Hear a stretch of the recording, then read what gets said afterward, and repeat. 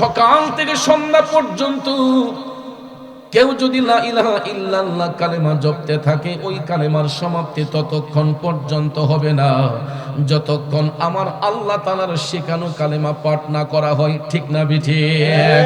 কারণ কালেমার অংশ দুইটা, একটা হলো লা ইলাহা ইল্লাল্লাহ, অপরটা হলো মুহাম্মাদুর রাসূলুল্লাহ।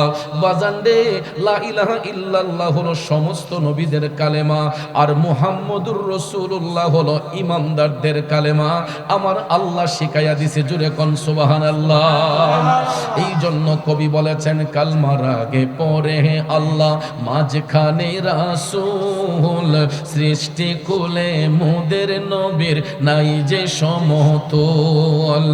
আল্লাহ পাকের প্রিয় নবী সৃষ্টির উপরে এলেন নূরের নবী যখন মক্কা নগরে, এলেন নূরের নবী যখন মক্কা নগরে।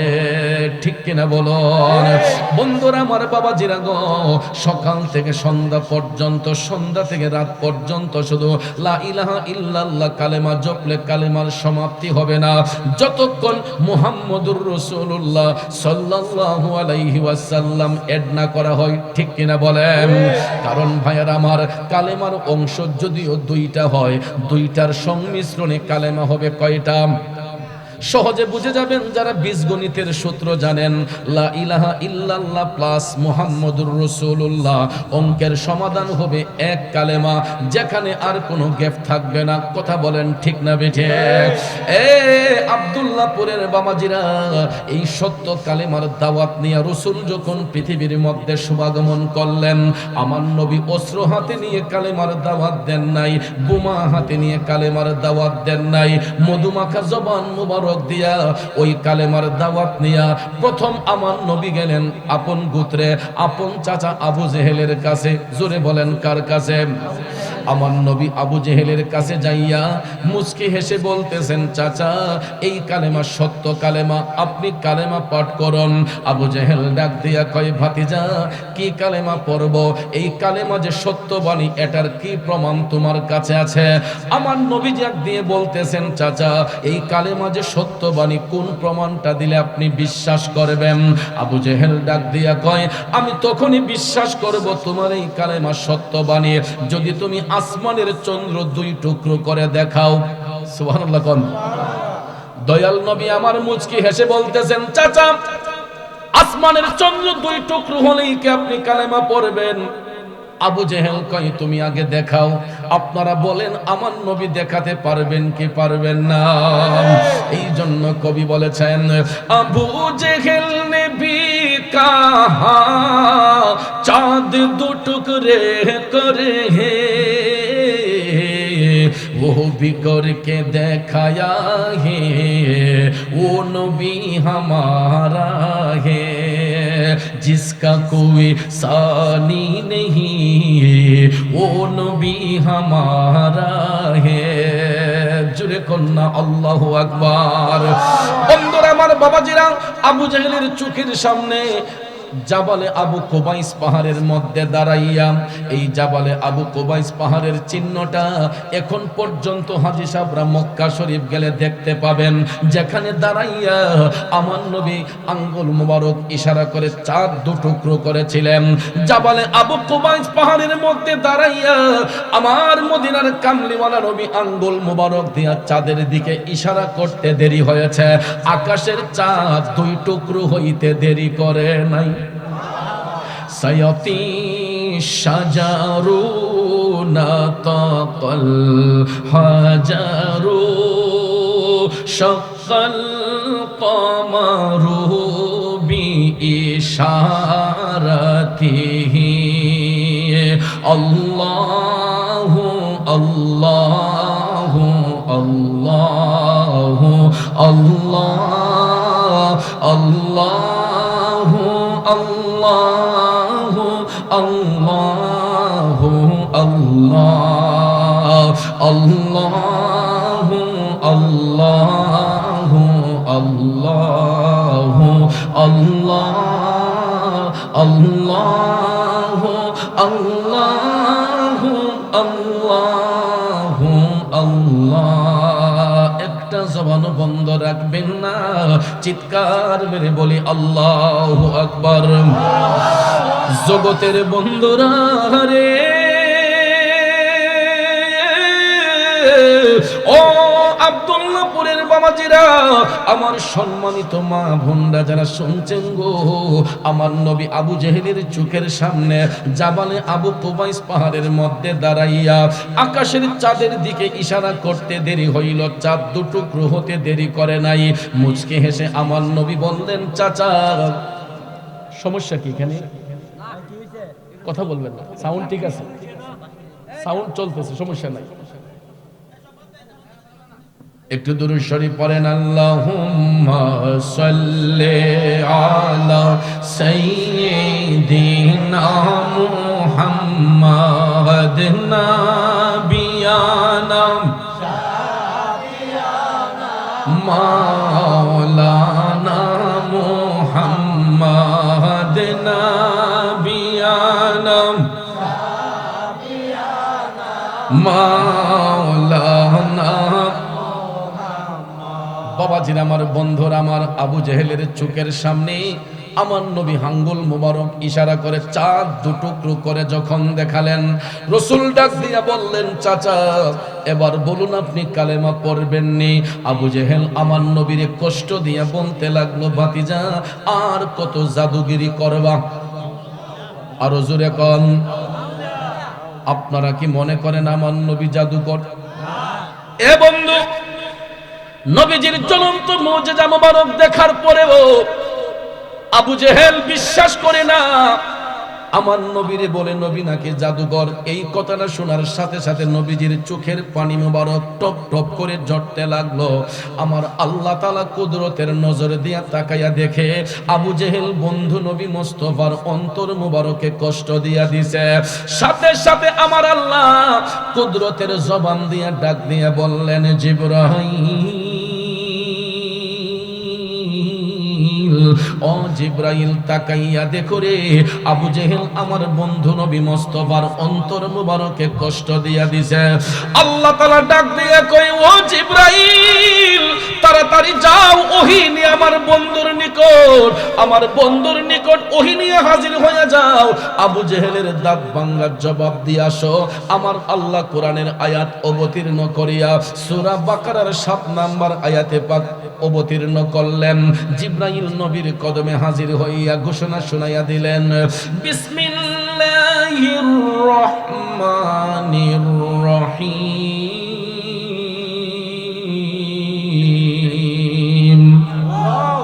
খাতামাল্লাহু আলা কুলুবিহিম ওয়া আলা সামঈহিম ওয়া আলা আবসারিহিম গিশাওয়া। উচ্চস্বরে বলুন ঘোষণাকার। আমার আল্লাহ ঘোষণা দিলেন, খাতামাল্লাহ, আমি আল্লাহ মোহর মেরে দিয়েছি, শিল মেরে দিয়েছি। শুধু আবু জেহেল নয়, কিয়ামত পর্যন্ত আবু জেহেল মার্কা যত মুনাফিক থাকবে, এই জন্য আল্লাহ কয় আলা কুলুবিহিম, সমস্ত মুনাফিকদের অন্তরে, ওয়া আলা সামিহিম, এবং তাদের কর্ণসমূহের মধ্যে, ওয়া আলা আবসারিহিম গিশাওয়া, এবং তাদের দৃষ্টি শক্তির মধ্যে। অর্থাৎ আবু জেহেল মার্কা মুনাফিক যারা হবে, এরা সত্য জিনিসটা চোখ দিয়া দেখবে, কান দিয়া শুনবে, এরপরও অন্তর দিয়ে এটা স্বীকার করবে না। যেই কারণে আল্লাহ বলেন, ওয়ালাহুম আযাবুন আযীম। ওই সমস্ত মুনাফিকদের জন্য আমি আল্লাহ যন্ত্রণাদায়ক শাস্তি নির্ধারণ করে রেখেছি।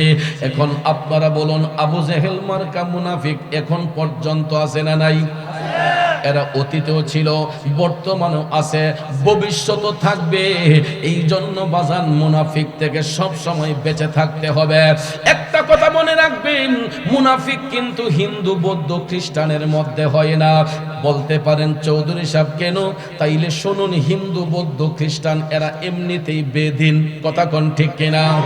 এই জন্য হিন্দু বৌদ্ধ খ্রিস্টানের মধ্যে মুনাফিক হয় না, মুনাফিক হয় মুসলমানের মধ্যে কিছু সংখ্যক লোক। বন্ধুরা আমার, বাবাজিরা, যেমন আবু জেহেল আমার নবীর বংশে থাকার পরেও আমার নবীরে চিনতে পারে নাই। নবী না চেনার কারণে আবু জেহেলের পরিণামটা ভালো হইছে না খারাপ হইছে? কেমন খারাপ হইছে পৃথিবীর লক্ষ কোটি হাজী সাহেবরা এর বাস্তব প্রমাণ। আপনারা যখন মক্কা শরীফ যাবেন, হজ করতে যখন যাবেন, বাইতুল্লাহ শরীফ তাওয়াফ শেষ করিয়া সাফা মারওয়া সাই করিয়া যখন বের হবেন, বের হওয়ার সাথে সাথেই নাক বরাবর সোজাসুজি হইল মিস্টার আবু জেহেলের বাড়ি। যে বেটার পেশাব পায়খানার প্রয়োজন নাই, এ বেটা কোথায় হইল কুদ্দুর দিয়া? ঠিক না বেঠিক? আমি তো গত অক্টোবরে আসছি উমরা শেষ করে। প্রতি বছরই আল্লাহ পাক আপনাদের দোয়ায় নেওয়ায়। তো এবার আমি যখন গেছি কসবা উপজেলার মেহারি গ্রাম থেকে, দুইজন মুরব্বী আমার সাথে গেলেন। আমি তারা নিয়ে খুব টেনশনে ছিলাম, কেমনে এরারে তাওয়াফ করামো, সাফা মারওয়া সাই করামো। যাক, অনেক পরিশ্রম করে তাওয়াফ শেষ করে সাফা মারওয়া সাই করে দিয়ে একজন বের হয়ে গেছে। মুরব্বী তো হাঁটতে কষ্ট হইছে। সাফা মারওয়া সাই করে যখন বাইরিয়া কইছি, ভাই সাহেব এটা কইলাম আবু জেহেলের বাড়ি, নইয়া গেছিল গা। যখন শুনছে আবু জেহেলের বাড়ি, ঠাস করে সুযোগ গেছে গা। হ্যাঁ ভাই, আমি বাইর থেকে কইছি যে কুদ্দুর পেশাব করা। আবু জেহেলের বাড়ি কুদ্দুর পেশাব করে। এরপরে দেখলাম যে মুরব্বী দুর্বল আছিল, সবল হয়ে গেছে যখন শুনছি এটা আবু জেহেলের বাড়ি। কারণ আবু জেহেল বিয়াদবে রাসূল। কথা কোন ঠিক কিনা? বিয়াদবে রাসূল যারা নবীর দেখা পাবে না, গোলামে রাসূল হইবে যারা, নবীজি তাদের ভুলবেন না। আওয়াজ করে বলুন ঠিক কিনা? এখন বলতে পারেন চৌধুরী সাহেব, আপনি দি গোলামে রাসূল বললেন, সারা জীবন দিয়ে শুনলাম আশেকে রাসূল হইবে যারা, নবী তাদের ভুলবে না। আপনি গোলামে রাসূল বললেন কেন? কারণ এই কারণে বলেছি, আমাদের মতো অযোগ্য ব্যক্তিদের নামের আগে আশেকে রাসূল কথাটা বেমানান। এ বাজার, আশেকে রাসূল এটা অনেক উপরের দরজার একটা লকব। আমাদের মতো সামান্য অযোগ্য ব্যক্তিদের নামের আগে আশেকে রাসূল কথাটা মানায় না। ডক্টরের ডিগ্রি অর্জন না কইরা কেউ যদি নামের আগে ডক্টর লেখে, এটা কি হাসির কথা না? মানুষে মস্করা করবে, এটা বুয়া ডাক্তার। ঠিক না ঠিক? এফআরসিএস না হইয়া নামের আগে এফআরসিএস লেখলে মানুষ হাসবে। এই জন্য ভাইয়ের আমার, আমাদেরকে তো দয়াল নবী এখনো গোলাম বলেই স্বীকার করেন নাই। আমরা আশেক হইলাম কোন সময়? বাজান রে, আশেক রাসূল যিনি হবে, একটা মুস্তাহাব আমল পর্যন্ত বাদ দিবে না। কিন্তু আমরা তো ফরজ নামাজ পর্যন্ত কাজা করে ফেলি। আমরা আশেকে রাসূল হইব কোন সময়? এই জন্য নবীর গোলামি করতে শুরু করুন। গোলামি করতে করতে অটোমেটিকলি একদিন আশেকের খাতায় নাম এসে যাবে। আর আশেকে রাসূল যদি বলতে হয়, আমার নবীর জামানায় থাকার পরেও জাহিরি চোখ দিয়া কোনোদিন আমার নবীর সরাসরি দেখেন নাই, অন্তরে নবীর ভালোবাসা ছিল। কিন্তু জাহিরি চোখ দিয়া নবী না দেখার পরেও অন্তরে নবীর প্রেমের কালেকশন ছিল বিদায় আমার নবী ওই আশেক পাগলের জন্য খুশি হইয়া নবী হাদিয়া পাঠাইছে। এখন জানতে ইচ্ছে হয় কিনা সেই আশেকের নামটা কি? ও আশিকুন কা এসা বনে হযরত ওয়াইসুল করনি বনে, হযরত ওয়াইসুল করনি বনে। হযরত ওয়াইসুল করনির কথা তো অবশ্যই আপনারা শুনেছেন। কেমন নবী প্রেমের আশেক ছিল, আর আমরা কেমন আশেক একটু জাস্টিফাই করবেন। বন্ধুরা আমার, বাবাজিরা, উহুদের ময়দানে, উহুদের ময়দানে আমার মায়ার নবী দয়ার নবীর দন্ত মুবারক শাহাদাত বরণ করেছিল। তখন তো বাজান কোনো ইন্টারনেট ছিল না, তখন কোনো ফেসবুক ছিল না, মেসেঞ্জার ছিল না, হোয়াটসঅ্যাপ, ইমো, ভাইবার কিছুই ছিল না। নাকি ছিল? বাজান রে, যখন আমার নবীর দাঁত মুবারক শাহাদাত বরণ করেছে, ওই মুহূর্তে গুগল সফটওয়্যারের আবিষ্কার হয় নাই, কোনো ইন্টারনেটের আবিষ্কার হয় নাই। তখন আমার আল্লাহ একটা সফটওয়্যার বানাইছিলেন, ওই সফটওয়্যারটা আল্লাহ ফিট কইরা দিছিলেন প্রত্যেকটা আদম সন্তানদের বাম স্তনের 2 আঙ্গুল নিচে। এই সফটওয়্যারের নাম হচ্ছে লতিফায়ে কালব। নাম কি? লতিফায়ে কালব। এটা জন্মের পরে আয়নার মতো পরিষ্কার থাকে। বাজান, যখন নারী পুরুষ সাবালক সাবালিকা হয়, 12 বছর যখন ওভার হইয়া যায়, আমাদের 3 ধরনের নফসানিয়ত আছে। এর মধ্যে একটা নফসের নাম হচ্ছে নফসে আম্মারা। শয়তানের ধোঁকায় পড়িয়া, নফসে আম্মারার ধোঁকায় পড়িয়া মানুষ যখন পাপের দিকে ড্রাইভার হইয়া যায়, পাপ করতে করতে এই কালটা ঠিককার মতো কালো হইয়া যায়। দিল যখন মরে যায়, কাল যখন অন্ধকার হইয়া যায়, তখন মানুষের দিল পাষাণ হইয়া যায়। ওই মানুষ তখন শুধু জাহিরি চোখ দিয়া দেখে, অন্তর চোখ দিয়া দেখে না। আর কাল যদি নূরান্বিত হয়, সাবালক সাবালিকা হওয়ার পরেও ওই কালবের মধ্যে যদি আল্লাহর জিকির থাকে, নবীর জিকির থাকে, আমার মৌলার স্মরণ থাকে, নবীর স্মরণ যদি অন্তরে থাকে, তাইলে এই কাল্ব কোনোদিন অন্ধকার হয় না, এই কাল্ব কোনোদিন টিক্কার মতো কালো হয় না। আর কাল্ব যার পরিষ্কার থাকে, কাল্ব যদি নূরান্বিত হয়, ওই বান্দার চোখ বন্ধ করলে শুধু দুনিয়া নয়, আমার আল্লাহর আরশ পর্যন্ত দেখা সম্ভব হয়। কাল্ব যদি নূরান্বিত হয়, অন্তর চোখ দিয়া শুধু দুনিয়া না, আল্লাহর আরশ পর্যন্ত দেখা যায়। বন্ধু, আমার নবীজির দাঁত মোবারক শাহাদাত বরণ করেছে উহুদের ময়দানে। রুমা পাহাড়ের অপোজিটের পাহাড়টাই হইল উহুদের পাহাড়। মদিনা শরীফ গেলে আপনারা সেই পাহাড়টা দেখতে পাবেন। আমি বারবার দেখেছি। এবং নবীজির দাঁত মোবারক শাহাদাত বরণ করার পরে আমার নবী যেখানে বসেছিলেন উহুদের পাহাড়ে, ওই জায়গার মধ্যে এখনো নবীর হাত মোবারকের ছাপ, পাও মোবারকের ছাপ আছে।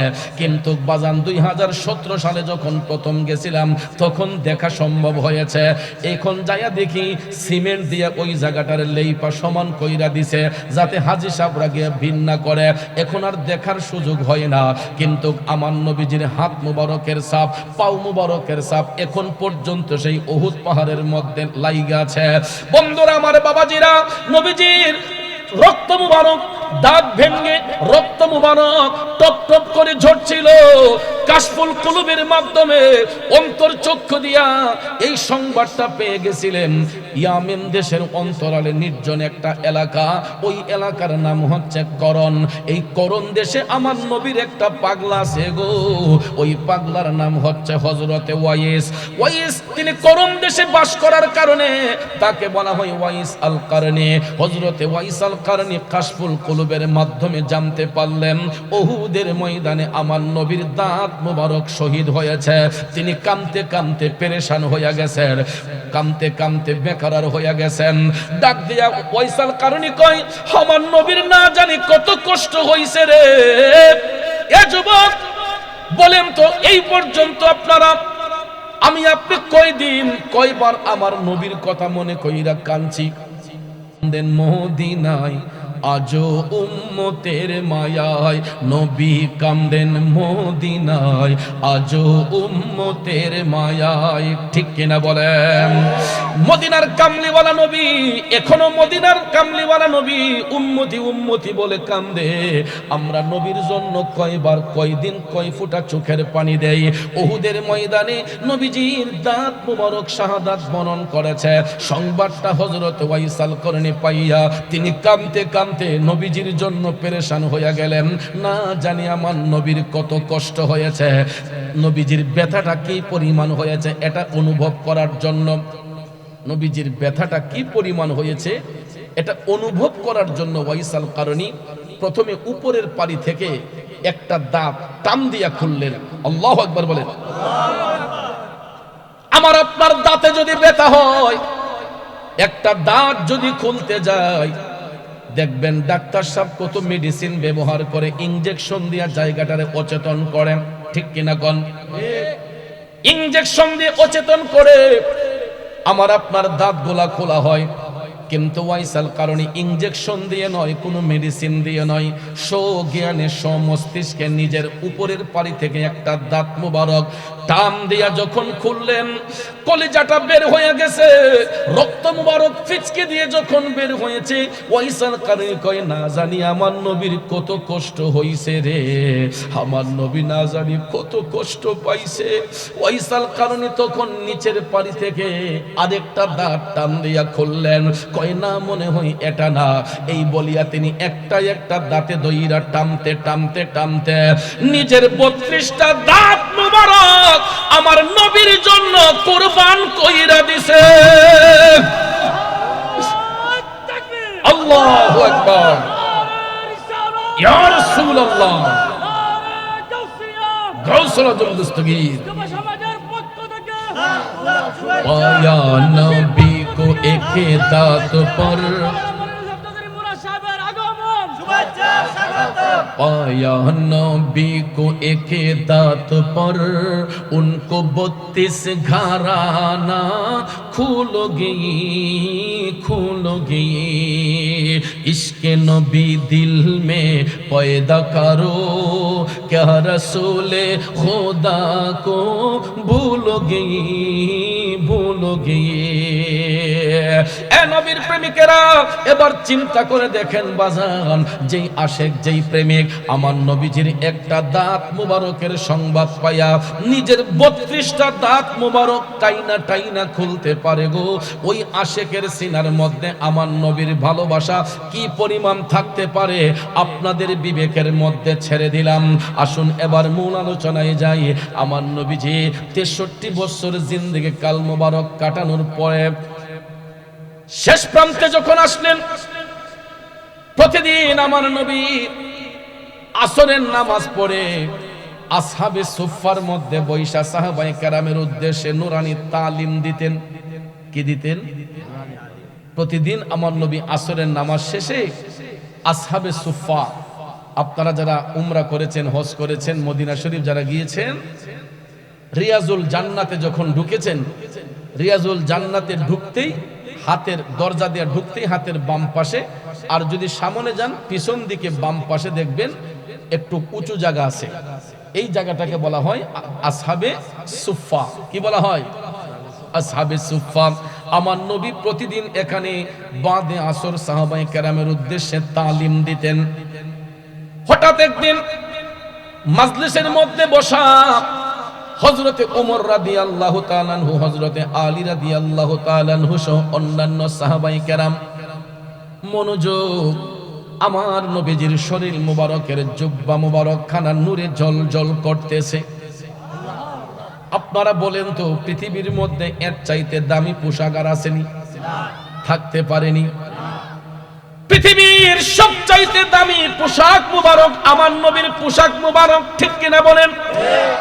নবীজির জুব্বা মুবারক খানা নূরে জ্বলজ্বল করতেছে।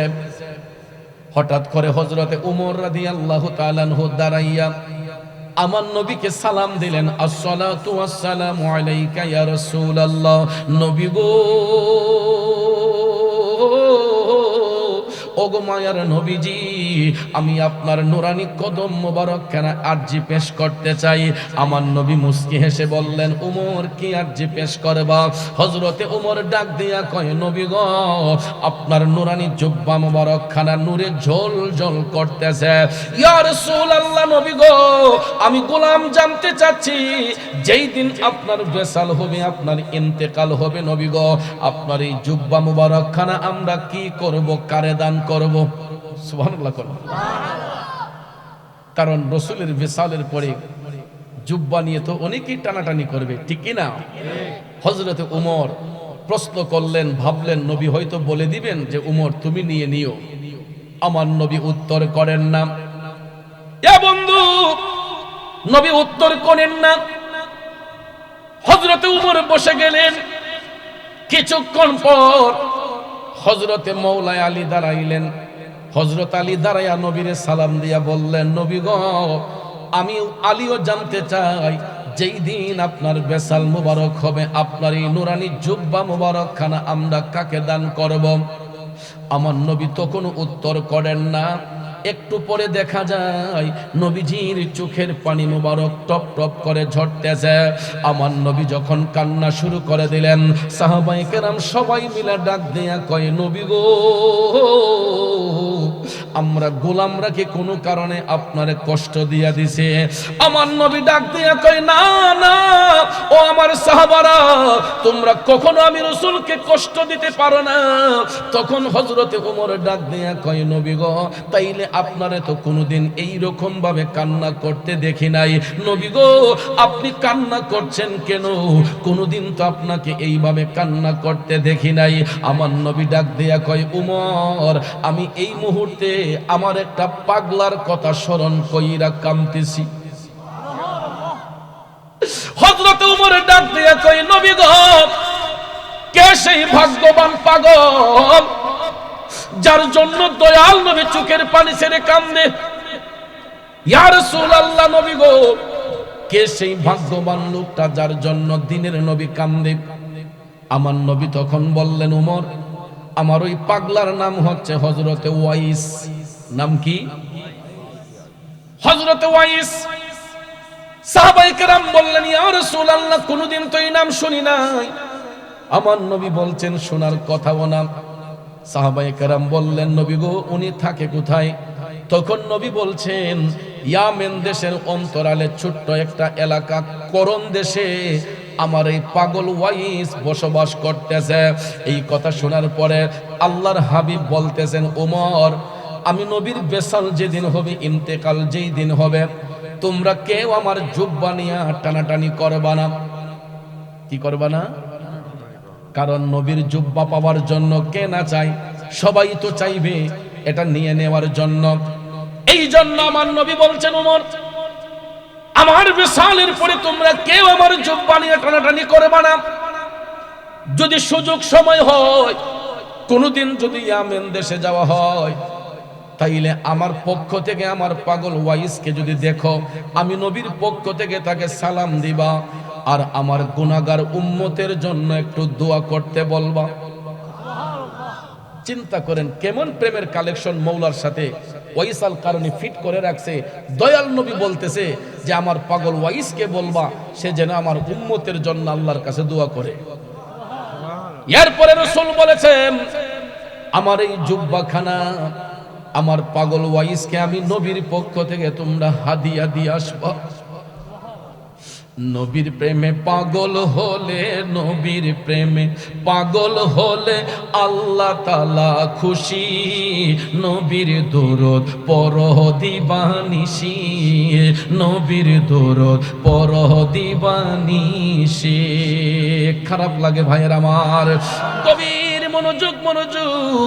এই কথা শোনার সঙ্গে সঙ্গে হযরতে ওমর ডাক দিয়া বললেন, নবী গো, আমরা না হয় সেখানে গেলাম, এই নামের তো অনেক লোক এই গ্রামে থাকতে পারে, আপনার পাগল ওয়াইসকে আমরা চিনব কেমন করে? কথা ঠিক কিনা?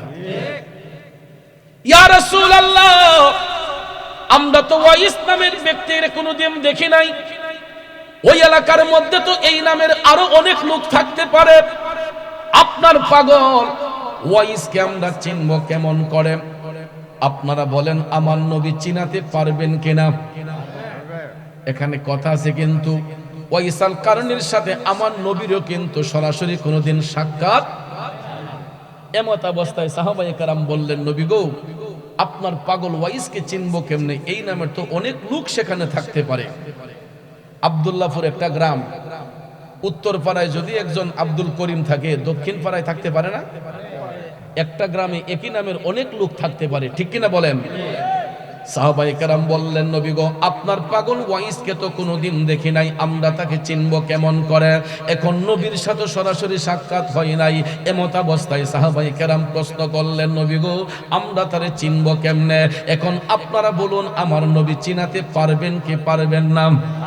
এই ক্ষমতা রাসূলকে আল্লাহ দিছে কি দিছে না? এ বন্ধু, আমার নবী কেমনে চিনায়? রাসূল বললেন, উমর তোমরা যদি সেখানে যাইয়া এই নামের কোন ব্যক্তিকে খুঁজে পাও, এত সহজে সে তার নাম পরিচয় তোমাদেরকে দিবে না, কিন্তু তোমরা দেখবা তার ডান হাতটা মুঠ করা থাকবে, আর হাতের মুঠটা যদি খুলতে পারো দেখবা তার হাতের মধ্যে সাদা একটা দাগ আছে। নবীর কথা সত্য না মিথ্যা? কারণ সত্যের দাওয়াতে দিলেন নবীজি, আমরা সত্যের দাওয়াতে দিলে আল্লাহ পাক রাজি।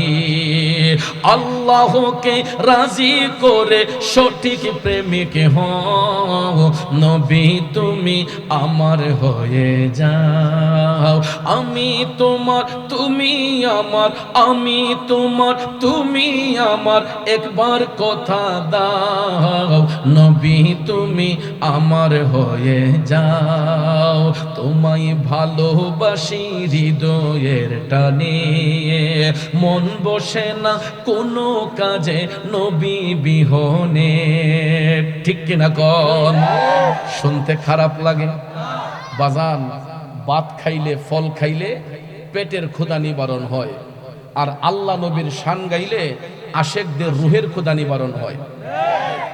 এই জন্য মাঝে মাঝে শান চলবে কি চলবে না? আমরা তো পেটের ক্ষুধা নিবারণ করে আসছি, এখন রুহের ক্ষুধাও তো নিবারণ করতে হবে।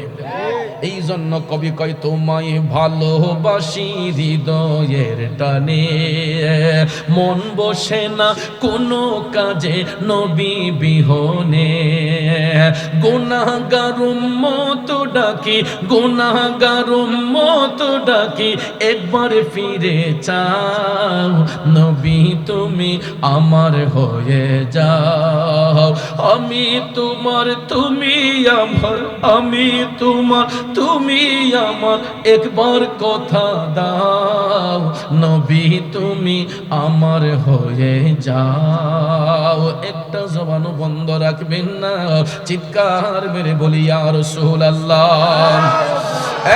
নবীর প্রেমিকেরা, আমার মুরব্বী বাবাজিরা, ও সম্মানিত মা বোনরা যারা শুনছেন গো, আমার রাসূল যখন পরিচয় শনাক্ত করে দিলেন, নবীজির কথার প্রতি ঈমান রাইখা বিশ্বাস স্থাপন কইরা সাহাবায়ে কেরাম যার যার মতো করে আপন আপন বাড়িতে চলে গেলেন, আপন আপন হুজরাতে চলে গেলেন।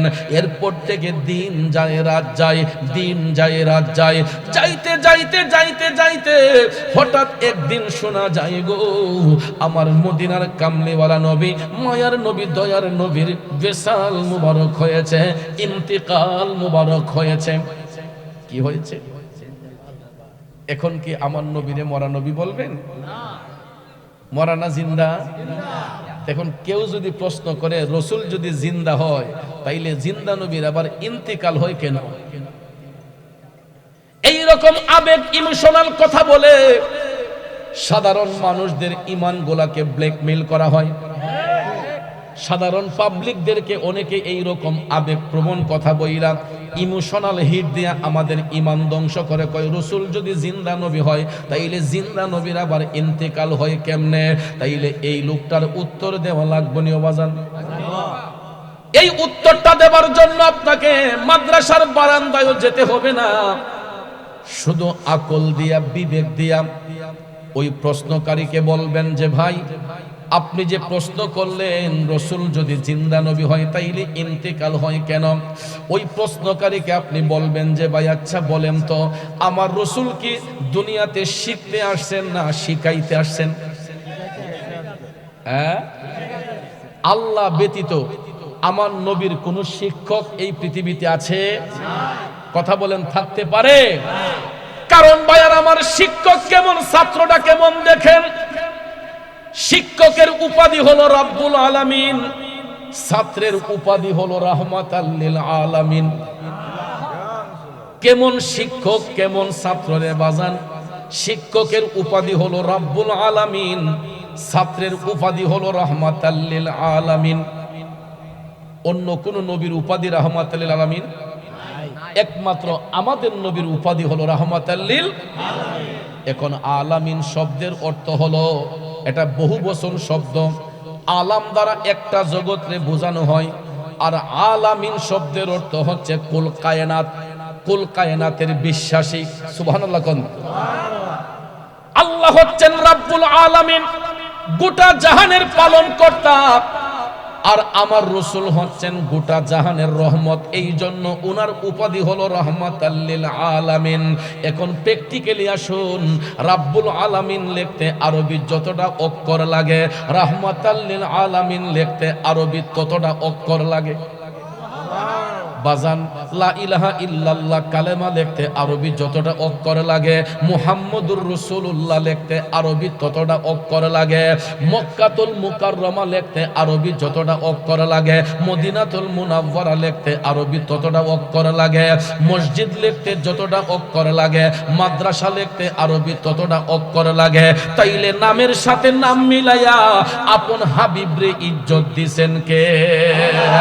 এই জন্য কবি বলছেন, রাসূল আমরা তোমায় না চিনিলে তোমার কে আসে যায়, দোনো জাহান নবীজির নূরি কদমে ঝুকায়, দোনো জাহান নবীজির নূরি কদমে ঝুকায়। ঠিক কিনা বলেন? দুনিয়ার মোল্লা মুন্সি রাসূলকে ইজ্জত দিলেই কি না দিলেই কি? আমার আল্লাহ কয়, ওয়া রাফা'না লাকা যিকরাক, ও গো হাবিব আপনার ইজ্জত, আপনার প্রশংসা আমি আল্লাহ বাড়াইয়া দিছে। বাজান রে, আমার নবী শুধু দুনিয়ার জন্য রহমত নয়, তিনি কবরের রহমত, হাসরের রহমত, মিজানের রহমত, ফুলসিরাতের রহমত। আল্লাহর সৃষ্টি জগতে যতটা জগৎ সমূহ আছে, যেখানে আল্লাহ রাব্বুল আলামিন, সেখানে আমার নবী রাহমাতাল লিল আলামিন। অর্থাৎ আল্লাহর কুদরতি গোপন ভান্ডারে যত গোপন তত্ত্ব আছে, আমার আল্লাহ সব কিছু আপন হাবিবরে শিখাইয়া বুঝাইয়া জানাইয়া জগৎবাসীর শিক্ষা দেওয়ার জন্য রাহমাতাল লিল আলামিন নবীরে পৃথিবীতে আল্লাহ পাঠিয়েছেন। ঠিক কিনা বলেন? এই জন্য রাসূল শিখাইতে আসেন, শিখতে আসেন নাই। আমরা যে দুনিয়াতে চিরস্থায়ী নয়, এই কথাটা রাসূল আমাদেরকে শিখাইবার জন্য। কুল্লু নাফসিন যায়িকাতুল মাউত, প্রত্যেক আত্মাকেই মৃত্যুর স্বাদ গ্রহণ করতে হয়। একমাত্র ওই জিনিসটা শিখাইবার জন্য, বুঝাইবার জন্য আমার নবীর বিশাল হয়েছে, ইন্তেকাল হয়েছে। এখন পার্থক্যটা কোন জায়গায়? পার্থক্যটা হলো, আমি আপনি যদি মারা যাই, মসজিদের মাইকে এলান করা হয় জানাজার নামাজের, ওই মৃত ব্যক্তিকে জানাজার মাঠে আনা হয়, ইমাম সাহেবের ইমামতির মাধ্যমে মুক্তাদির উপস্থিতিতে জানাজার নামাজ সম্পন্ন করিয়া ওই মৃত ব্যক্তিকে আমরা কবরে দাফন করি। রাসূল যদি মরা নবী হইতেন, আমার নবীরও তো জানাজা হওয়ার কথা ছিল। ঠিক না ঠিক? নীল আকাশের নিচে এমন কোন মায়ের সন্তান সহিহ সনদে যদি একটা দলিল দিয়ে প্রমাণ দিতে পারে যে নবীর ইন্তেকালের পরে জানাজার নামাজ পড়াইছেন অমুক ইমাম সাহেব, আমি মুরাদ চৌধুরী নগদ 20 লক্ষ টাকার একটা ঘোষণা দিয়া গেলাম বাজান, ওই মৌলভী সাহেবরে 20 লাখ টাকা পুরস্কার দেওয়া হবে। বলবেন হুজুর 20 লাখ টাকা দিবেন কইতে? ব্যাংকে যদি নাও দিতে হয়, সাথে তো একটা গাড়ি আছে রে বাজান। ঠিক না বেঠে? এত সাহস কেন করছি জানেননি? কারণ আমার 20 পয়সাও দিতে হবে না, মৌলভী সাহেব একটা দলিলও দিতে পারবে না। কারণ পৃথিবীর মধ্যে এমন কোন যোগ্য সম্পন্ন ইমাম আল্লাহ সৃষ্টি করে নাই যে আমার নবীর আগে গিয়া জানাজা পড়াইব। আছে ইমাম? কারণ আমার নবী হচ্ছেন ইমামুল আম্বিয়া, সমস্ত নবীদের ইমাম। আমার নবী সমস্ত নবীদেরও ইমাম, এই জন্য উনি হচ্ছেন ইমামুল আম্বিয়া। পৃথিবীতে এমন কোন যোগ্যতা সম্পন্ন ইমাম সাহেবের জন্ম হয় নাই যে আমার নবীর জানাজার নামাজ পড়াইবে। কারণ রাসূল মরা নবী হইলে না জানাজা হইতো। নবী তো আমাদেরকে শিক্ষা দিয়েছেন যে আমরা দুনিয়াতে চিরস্থায়ী নয়, আমি আপনি দুনিয়া ছেড়ে অন্ধকার কবরে যাব, আর ওই কবরে যাইলে আমার আপনার সওয়াল জবাব হইব। কিন্তু বাজান, আমরা এমন নবীর উম্মত, ওই নবী দুনিয়াতে যেমন রহমত, কবরও আমার নবী রহমত। নবীর সুপারিশ ছাড়া কোনো ব্যক্তি জান্নাতে যেতে পারবে না। কারণ কবরের মধ্যে মৃত ব্যক্তিরে যখন রাখা হয় তখন দেখবেন আমরা বলি বিসমিল্লাহি ওয়া আলা মিল্লাতি রাসূলিল্লাহ। কথা কোন ঠিক কিনা? তাইলে রাসূল যদি মরা নবী হইতেন, কবর দেশে কবরবাসীকে আমরা কার হাওলায় দিয়ে আসি? বিসমিল্লাহি ওয়া আলা মিল্লাতি রাসূলিল্লাহ, আমার নবীর উপর সুপর্দ কইরা দিয়ে আসি। কথা কোন ঠিক কিনা? এই জন্য বাজান আমার নবী হায়াতুন নবী, জিন্দা নবী। এই জন্য নবীর বেসাল মানে আমাদের মতো মরা না, আমার নবী হায়াতুন নবী, জিন্দা নবী। যাক, সেই দিকে গেলে আলোচনা লম্বা হয়ে যাবে, মূল কথাই চলে যায়। আমার নবীর বেসাল মুবারকের পরে এখন ওসিয়ত পালনের জন্য আমার নবীর ইন্তেকাল মুবারকের পরে ওসিয়ত পালনের জন্য নবীজির জুব্বা মুবারক খানা ভাঁজ করিয়া হযরতে ওমর যখন হযরত আলীর লইয়া ইয়ামেন দেশে সফরে যাইবেন। কোন দেশে? ইয়ামেন হলো একটা প্রদেশ, সেখানে তারা বাণিজ্যিক সফরে যাইতেন। তো হযরতে ওমর মৌলা আলীকে সাথে নিয়ে ইয়ামেন দেশে যাইবেন। তখন ভাবলেন জুব্বাখানা সাথে নিয়ে নেই। তখন জুব্বাখানা ভাঁজ করে সাথে নিয়ে তারা ইয়ামেন দেশে উপস্থিত হলেন। এখন বাজান ইয়ামেন তো একটা প্রদেশের নাম, ছোট্ট একটা এলাকার নাম করণ। এখন মনে করেন আখাউড়া একটা উপজেলা, এই উপজেলার অধীনে এমনও গ্রাম আছে আপনারা আখাউড়ার মানুষ হয়েও চিনেন না, আছে না? নাকি সবটি গ্রামের নাম জানেন? একটা উপজেলার অধীনে অনেকগুলা গ্রাম আছে, আমরা সবাই কিন্তু অনেকে অনেক গ্রামের নাম জানি না, আমাদের অজানা। ইয়ামেন হলো একটা প্রদেশের নাম, ওই প্রদেশের অন্তরালে ছোট্ট একটা এলাকার নাম করণ। হযরতে ওমর প্রতিদিন ইয়ামেন দেশে জিজ্ঞেস করতেছেন, ভাই করণ দেশটা চিনেননি? অনেকে কয় না হুজুর, এই নাম তো জীবনে কোনদিন শুনছি না। প্রতিদিন একটা মানুষকে জিজ্ঞেস করার পরে হঠাৎ একদিন দেখা যায় ইয়ামেন দেশের মধ্যে অনেক বড় একটা মাজলিসের মধ্যে হযরতে ওমর মৌলা আলী তালিম প্রদান করতেছেন। মানুষ যখন বেশি জড়ো হয়ে গেল, হঠাৎ করে হযরত আলী ডাক দিয়ে বলতেছেন, ও মাজলিসের ভাইয়েরা, আপনাদের এইখানে করণ দেশের কোনো লোক আসেননি? ভাগ্যক্রমে কয়েকজন লোক হাত তুলছে, হুজুর আমাদের বাড়ি করণ। সুবহানাল্লাহ। এটা আমার মৌলা পাকের কুদরতি ইশারা। এরা ডাক দিয়ে কয়, হুজুর আমাদের বাড়ি করণ। তখন তো কোনো ইন্টারনেট ছিল না, গুগল ছিল না। ভাইয়ার আমার, বন্ধুরা আমার, লোকেরা যখন বলল হুজুর আমাদের বাড়ি করণ, এই কথাটা বলতে না বলতেই হযরত ওমর ডাক দিয়া বললেন, ভাইয়েরা গো, আপনারা পিছন থেকে আমাদের একটু সামনে আসেন। এরা যখন মাজলিসের পিছনে ছিল, ডাইকা যখন সামনে আনা হইল, আইনা বলতেছেন, ও করণ দেশের ভাইয়েরা, আচ্ছা বলেন তো আপনাদের করণ দেশে ওয়াইস নামে কোনো লোক বাস করেনি? এরা কয়, না হুজুর, এই নামের তো কোনো লোক আমাদের সমাজে বাস করে না। কোথায়? সমাজে বাস করে না। হযরত আলী ডাক দিয়া বললেন, ভাই একটু ভালো করে চিন্তা করে বলুন তো, ওই নামের কোন ব্যক্তিরা আপনাদের এলাকায় চিনেননি? তখন লোকেরা ডাক দিয়া কয়, হুজুর ওই নামের কোন লোক আমাদের সমাজে বাস করে না, তবে এই নামের একটা পাগলা আছে আমাদের এলাকার মধ্যে হুজুর। প্রায় সময় দেখি একটা গাইড কামদের মধ্যে লইয়া জঙ্গলার ভিতরে আসা যাওয়া করে, লোকালয়ের অন্তরালে। সে সমাজের কারোর সাথে মিশে না, নির্জনে দেখা যায় প্রায় সময় একটা গাইড কামদে লইয়া জঙ্গলার ভিতরে আসা যাওয়া করে। হযরত ওমর টপ টপ করে চোখের পানি ছাইরা কান্দা কয়, করণ দেশের ভাইয়েরা গো, ও করণ দেশের ভাইয়েরা, ওই পাগলাটাকেই আমার দরকার, ওই পাগলাটাকেই আমাদের প্রয়োজন। লোকেরা ডাক দেয়া কয়, হুজুর করণ দেশে এত লোক থাকতে পাগলারে খুঁজেন কেন? কথা তো আসলে সেটাই বাজান। গ্রাম্য ভাষায় একটা কথা বলে, যে যারে চিনে সেই তারে কিনে, মানিকে মানিক চিনে, রতনে রতন। এই জন্য বাজান আপনার এই আব্দুল্লাহপুর গ্রামের মধ্যে দেখবেন এমন কিছু পাগল আছে, দেখতে হয়তো আমাদের চোখে তাকে সাধারণ মনে হয়, দেখতে হয়তো আমাদের চোখে তার নোংরা মনে হয়, কিন্তু যায়া দেখেন এই আব্দুল্লাহপুরের পাগলাটাও আমার মৌলার সাথে প্রেমের কালেকশন ফিট কইরা রাখছে। আমাদের চোখের সামনে দিয়ে হাঁটতেছে, আমরা চিনি না, আর আমরা তারে গালাগালি করি, বকাবকি করি। এটা বললে পাগলারা বেজার হয় না, তাদের মকাম আর আল্লাহর দরবারে বাড়ে। বাজার এই পাগলাদেরকে নিয়ে কখনো মন্তব্য করবেন না। দেখবেন আমাদের সমাজে এখনো কিছু পাগল আছে যাদের খাবারের প্রয়োজন মনে করে না, কাপড় চোপড়ের প্রয়োজন মনে করে না, বস্ত্রের প্রয়োজন মনে করে না, বাসস্থানের প্রয়োজন মনে করে না। এরা দেখবেন ফেরারি হইয়া আউলা কেশে পাগল বেশে, এরা দেখবেন লুকালয়ের অন্তরালে দুনিয়ার মানুষের সাথে মিশে না, এরা দেখবেন নোংরা সাইজা নির্জনের মধ্যে বসবাস করে। ঠিক কিনা বলেন? এরা দেখবেন আমরা যাতে ডিস্টার্ব না করি এই জন্য ওই পাগলগুলা নোংরা সাজা থাকে। কথা বলেন ঠিক না? কিন্তু এত নোংরা সাজার পরেও দেখবেন আমাদের দেশের মধ্যে কিছু কিছু ইউটিউবার আছে গিয়া আর কিচ্ছু পায় না, ভিউয়ার্স বাড়াইবার লেগা, ফলোয়ার বাড়াইবার লেগা এই পাগলাদেরকে ডিস্টার্ব করে।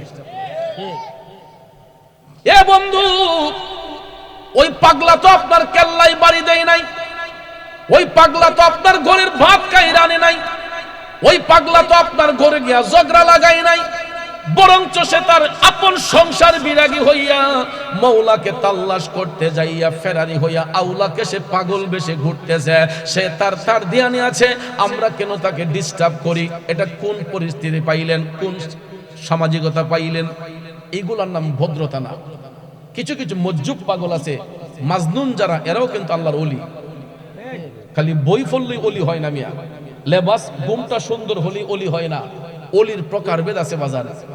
ওলি দুই প্রকার, এক নম্বর হচ্ছে ওলিয়ে তাশরিঈ, আরেকটা হচ্ছে ওলিয়ে তাকভিনী। তাশরিঈ ওলি বলা হয় যারা মাদারজাত ওলি, মার পেট থেকে যারা ওলি হইয়া বের হয় এদেরকে বলা হয় ওলিয়ে তাশরিঈ, যেটার মধ্যে অটল হচ্ছেন হুজুর গাউসে পাক আব্দুল কাদের জিলানী, খাজা মুঈনুদ্দিন চিশতি। এইরকম উঁচু মাপের ওলি আল্লাহ যারা, এরা হচ্ছে মাদারজাত ওলি। সুবহানাল্লাহ বলেন। এরপরে আবার ওলিয়ে তাকভিনীর মধ্যে স্তর আছে। কিছু হচ্ছে শরঈ জ্ঞান লাগবে, তাসাউফের জ্ঞান লাগবে, এলমে লাদুনির দ্বারাতে যারা আউলাকে সে পাগল বেশে ঘুরে, এরাও কিন্তু আল্লাহর ওলি। সুবহানাল্লাহ বলেন। মনোযোগ, মনোযোগ। এই দিকে গেলে আমার কথা লম্বা হয়ে যাবে, অনেক লম্বা আলোচনা। বাজান আমার সেই দিকে যাব না। লোকেরা ডাক দেয়া কয়, হুজুর এত লোক থাকতে পাগলারে খুঁজেন কেন? হযরত উমর কই, এই পাগলাটাকে আমাদের দরকার, একটু নিয়ে যাবেন নি? কই হুজুর আমরা নিয়ে যেতে পারবো, কিন্তু পাগলা তো জংলার ভিতরে থাকে। হযরতে উমর বলতেছেন এই জংলা পর্যন্ত আমাদেরকে পৌঁছায়া দিবেন। কই ঠিক আছে হুজুর, আজকে তো আর যাওয়া যাবে না, সন্ধ্যা হয়ে গেছে, আগামীকাল বাদ ফজর আমরা রওনা হইব।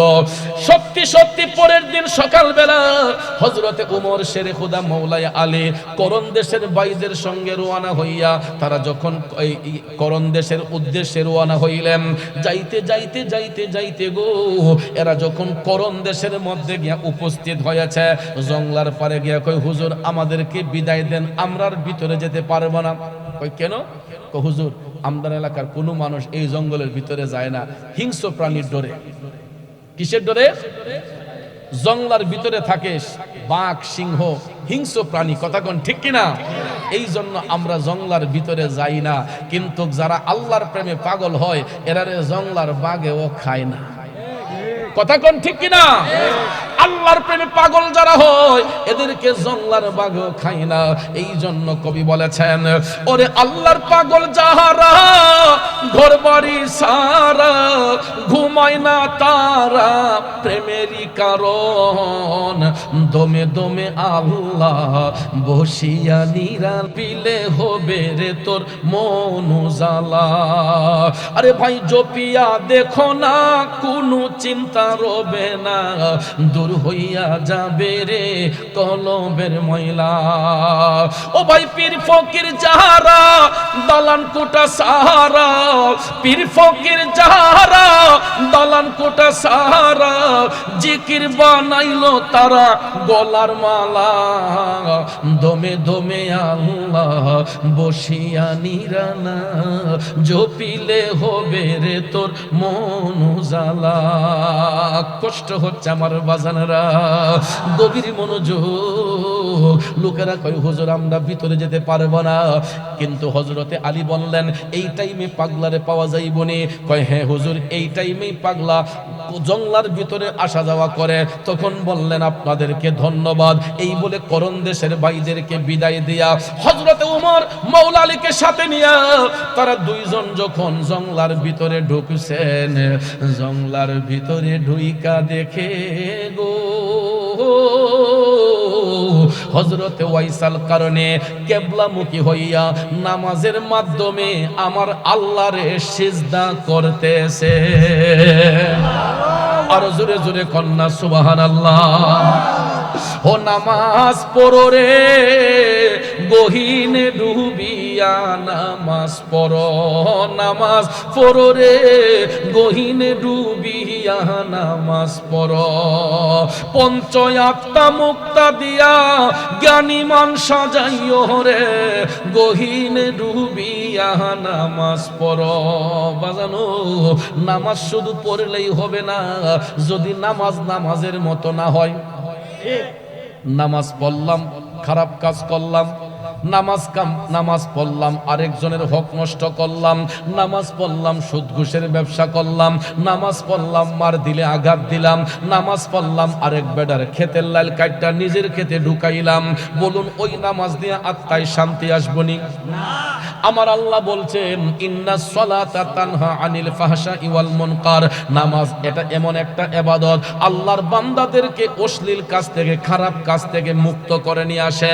কিন্তু আমাদের সমাজের মধ্যে কিছু কিছু রেডিমেড মুসল্লি আছে, কিছু কিছু রেডিমেড মুসল্লি আছে, দেখবেন এরা নামাজ পড়া আরো অশ্লীল কাজে যুক্ত হয়। আছে না নাই? নামাজ পড়তে পড়তে কপালও দেখবেন দাগ পইরা গেছে গা। এরপরে দেখবেন সকালবেলা শাষ্টলো বইয়া ফজরের নামাজটা পড়ই, আর শাষ্টলো তখন অভাব নাই। শাষ্টলের কোয়ালিটি দুইটা, একটা মুরব্বি স্টল, একটা ফুতে বাই ফুতে স্টল।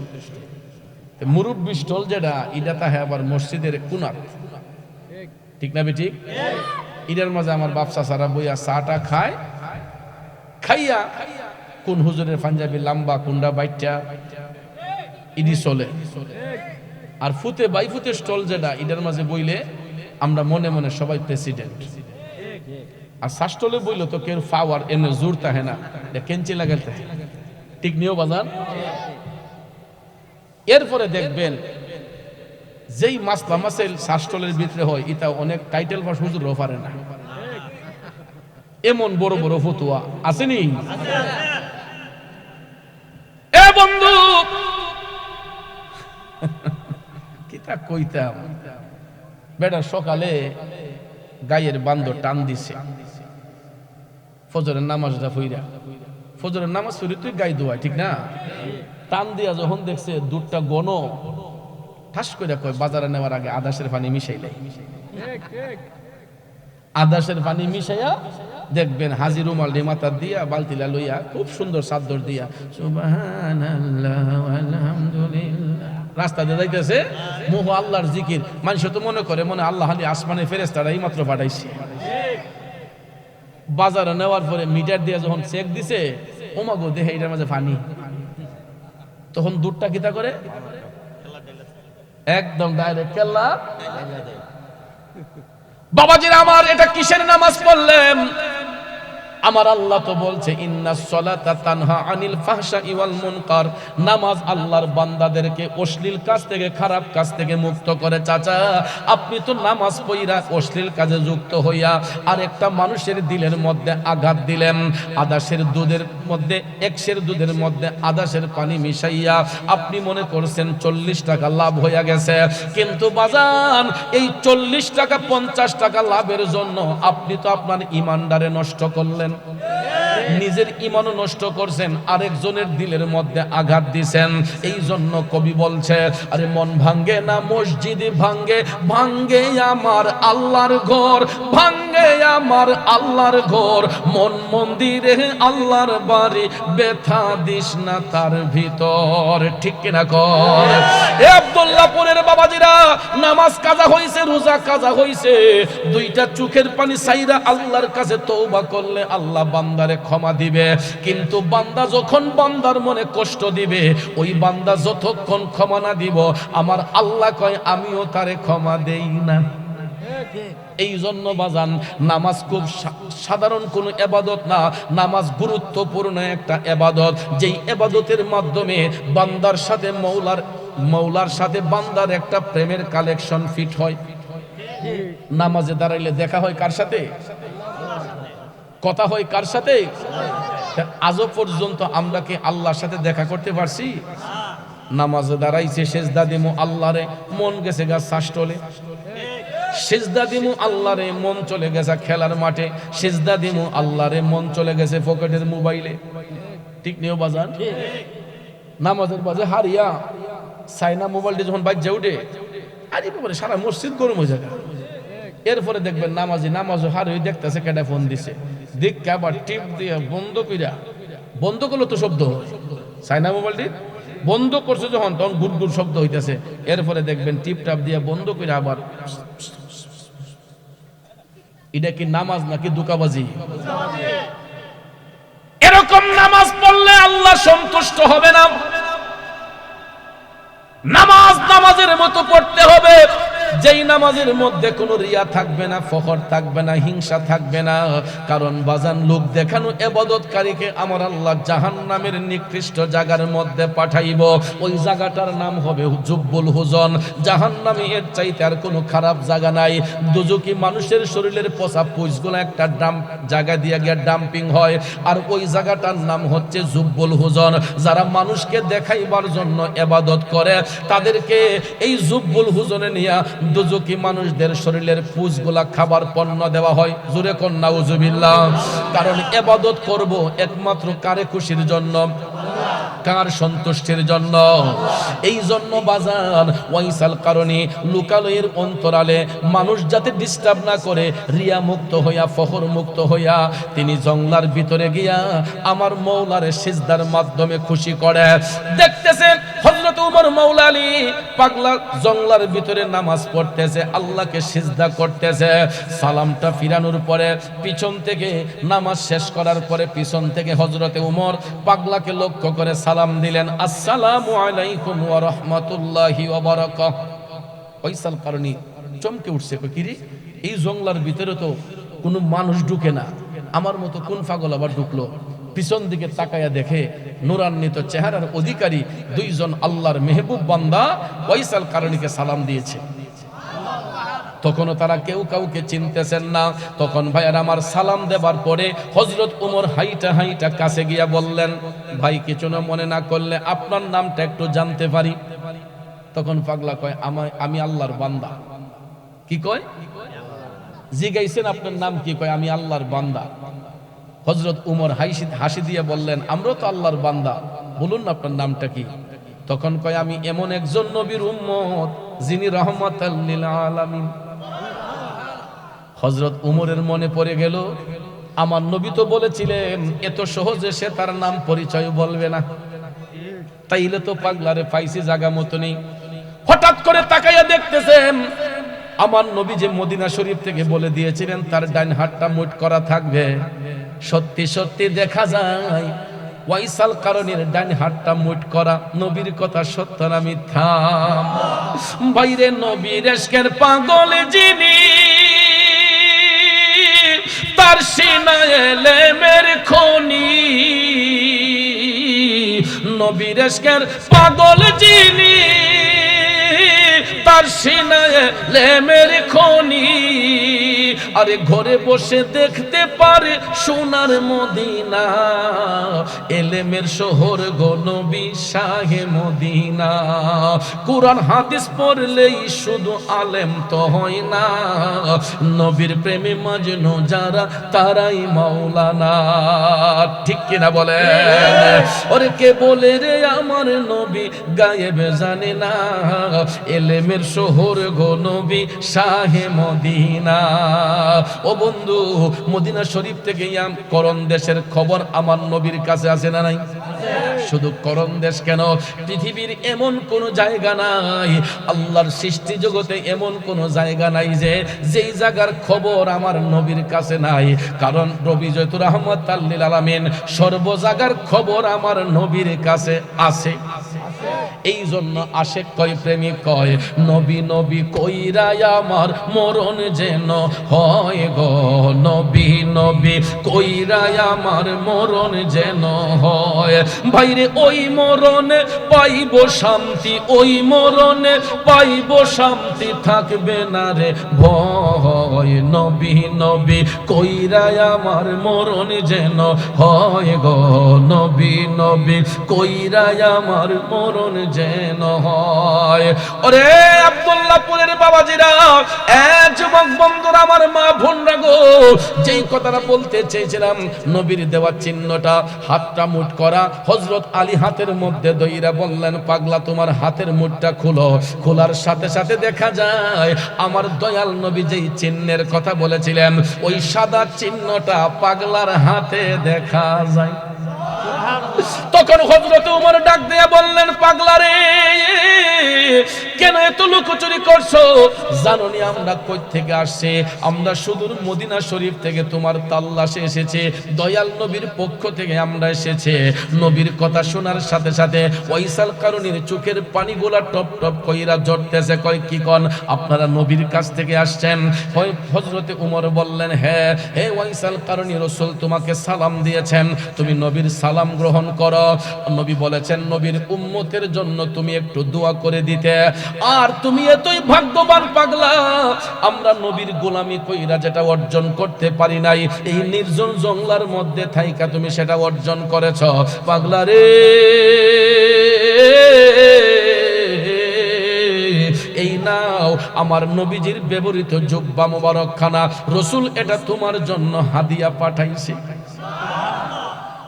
বন্ধু, আপনারা বলেন তো, পৃথিবীর মধ্যে এর চাইতে দামি প্রেজেন্টেশন আর কিছু আছে? থাকতে পারে? আমার নবী হাদিয়া পাঠাইছেন পাগলার জন্য নিজের জুব্বা মোবারক। ওয়াইসাল কারণী খুশি না বেজার? মনের খুশিতে জুব্বা কানা হাতে লইয়া যখন চোখের পানি টপ টপ করে পড়তেছে, হযরত আলী বলতেছেন, পাগলা, আজকে তো তোমার কান্নার দিন না, আজকে তোমার আনন্দের দিন। কিন্তু বাজান, সব কান্না তো এক ধরনের নয়, কান্নাও কিন্তু দুই ধরনের। একটা হলো কষ্টের কান্না, আরেকটা হইছে আনন্দের কান্না। সব কান্না কিন্তু কষ্টের হয় না, কিছু কিছু আনন্দের কান্নাও আছে।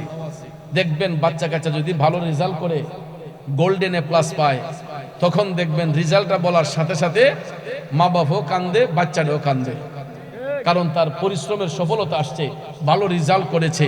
এই জন্য দেখবেন মা বাপ মিল্লা সবাই কান্না শুরু করে মনের খুশিতে।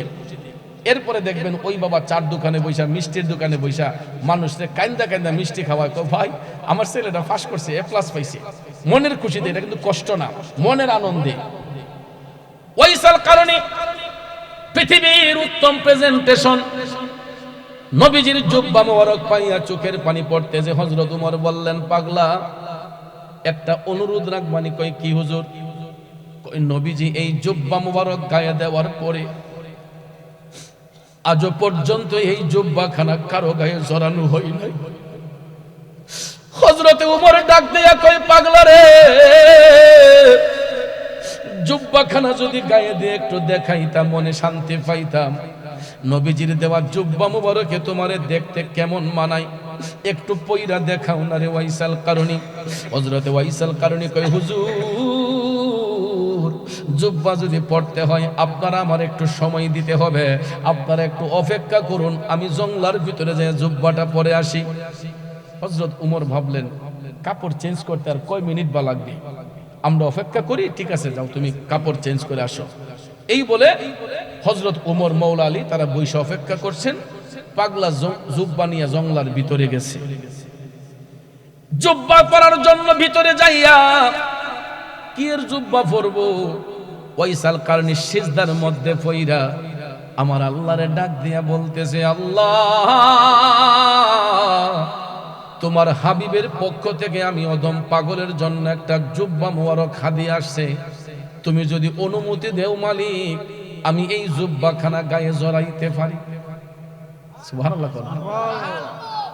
জুব্বা দিছেন নবীজি পরার জন্য, ওয়াইসাল কারণে অনুমতি চায় কার কাছে? এ বন্ধু, কেন দেখেন ওয়াইসাল কারণে আল্লাহরে ডাকলো?